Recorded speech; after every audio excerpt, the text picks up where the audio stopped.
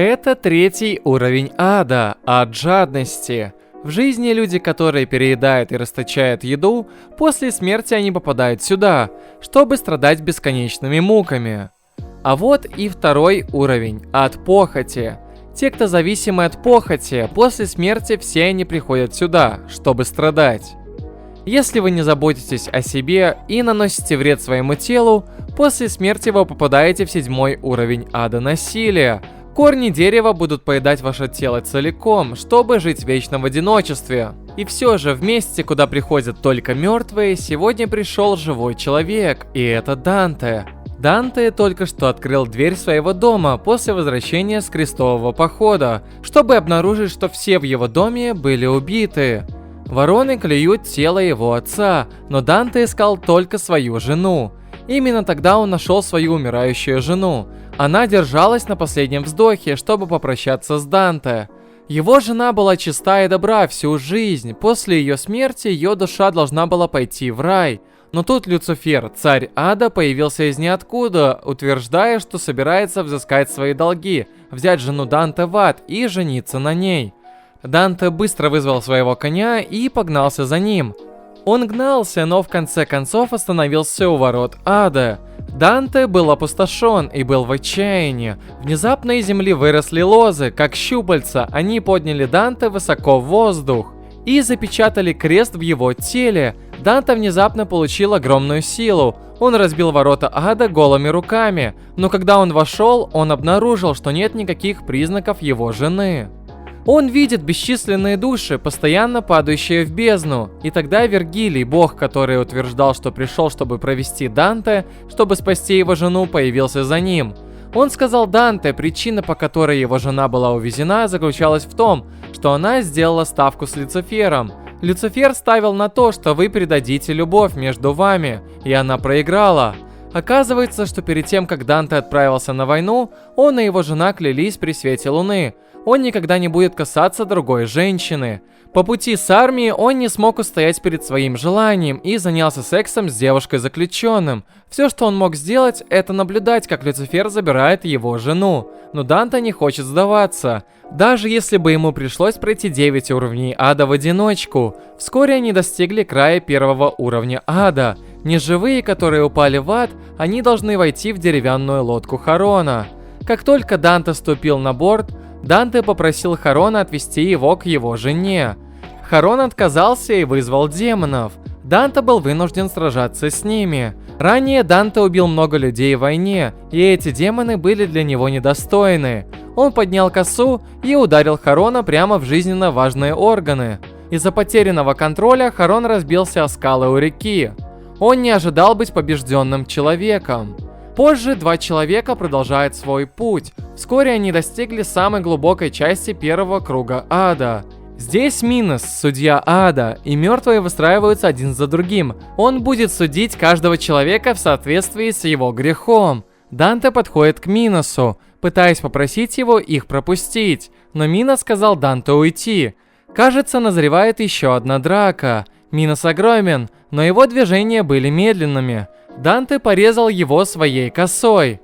Миноса массивное тело наклоняется вперед, и все заканчивается тем, что его собственное устройство пыток разрезает ему горло. Два человека продолжают свой путь на втором уровне. Это легендарный ад похоти. Те, кто совершил похоть в жизни после смерти, и они оказываются здесь. Они плавают в небе.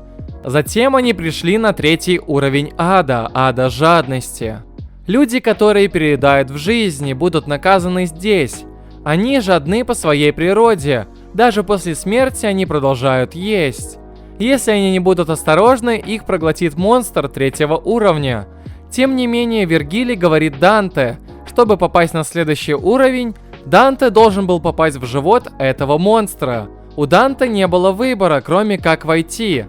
Внутри неживые кричат в агонии. Здесь они ничего не могли есть. Это их самое большое наказание. Вскоре Данте нашел сердце зверя. Если он уничтожит его, он сможет перейти на следующий уровень. С косой в руке он бросился вперед. Серп погрузился глубоко в сердце монстра. Крики боли монстра разнеслись по всему аду. Монстр немедленно атаковал Данте. Чтобы избежать атаки, Данте должен был прыгнуть в бездну. И следующий уровень — легендарный ад жадности. Здесь золото насколько хватает тебе глаз. Те, кто жадны к деньгам в жизни, в реке золота должны выдержать переплавку монет в чане.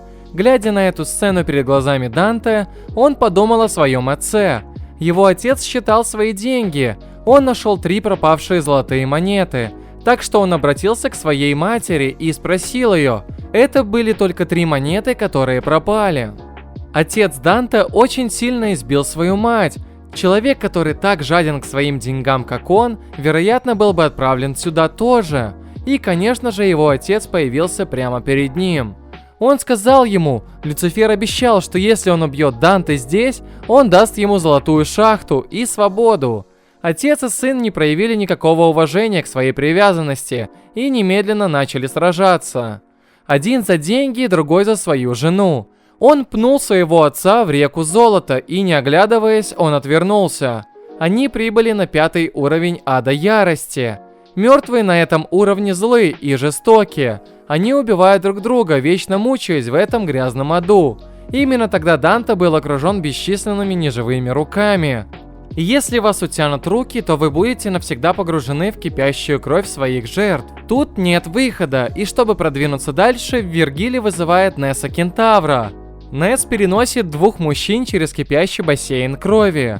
В это время кровавая рука неоднократно нападала из бассейна. Но все было хорошо, наконец-то они достигли другой стороны. Но тут же Данте вдруг услышал голос своей матери. Он бросился в лес и отчаянно ее искал. Он увидел свою мать, запутанную в корнях деревьев. Она стала единой с лесом. Оказалось, что мать не смогла вынести насилие отца, так что она повесилась. Ее призвали виновной в насилии против себя, так что ее отправили на этот уровень ада насилия. Данте не хотел, чтобы его мать страдала, поэтому он вынул крест и искупил ее. Душа матери была вознесена на небо. Наконец они прибыли на 8-й уровень ада, ад обмана. Те, кто обманывали других своими словами, в жизни будут приходить сюда, чтобы быть наказанными. Данте должен пересечь 10 каменных мостов один, и ему нужно было сделать это быстро. Люцифер и его жена уже были женаты на другой стороне моста. Данте немедленно отправился к ним. Но как только он пересекает мосты, воспоминания продолжают возвращаться к нему. Оказалось, что пока он был в пути с армией, он не сражался на поле боя. Вместо этого ему было поручено охранять заключенных сзади. Каждый день он пытал и бил заключенных. Наконец, одна женщина не выдержала. Она хотела обменять свое тело на свободу своего мужа. Как только сделка была заключена, ее мужа освободили, и он немедленно отправился в родной город Данте. Семья Данте была убита за ночь. Данте понимает, что его семья мертва из-за него, но было уже слишком поздно. Его жена стала отчаянной. Она решила выйти замуж за Люцифера. После того, как она взяла кольцо дьявола и съела плоть дьявола, она стала королевой ада. Я думал, что пара будет противостоять друг другу, но кто бы мог подумать. Данте серьезно признал свою ошибку, и его слова уговорили ее. В результате жена простила его. Крест привел ее к крещению Святого Света, и душа жены была спасена. В тот момент архангел сошел с небес и взял душу его жены в небо. И когда она прощалась с Данте, она сказала, что будет ждать его в раю. Данте затем отправился на 9-й уровень ада – предательство. Это также место, где была запечатана истинная форма Люцифера. Это место крайней холодности. Все те, кто были неблагодарны в жизни, будут здесь заморожены. Данте боролся своим путем, разрезая бесчисленные цепи. Наконец, в самых глубинах ада он нашел Люцифера, заключенного. Люцифер был заключен здесь Богом. Только его собственная тень могла свободно двигаться. Забирание жены Данте в ад было всего лишь приманкой. Истинная цель Люцифера – заставить Данте освободить его. И, конечно же, Данте хотел убить его, но случайно разблокировал печать Люцифера. Без этой печати Люцифер был слишком сильный. Данте не был ему равен. Вскоре он был побежден и плевался кровью.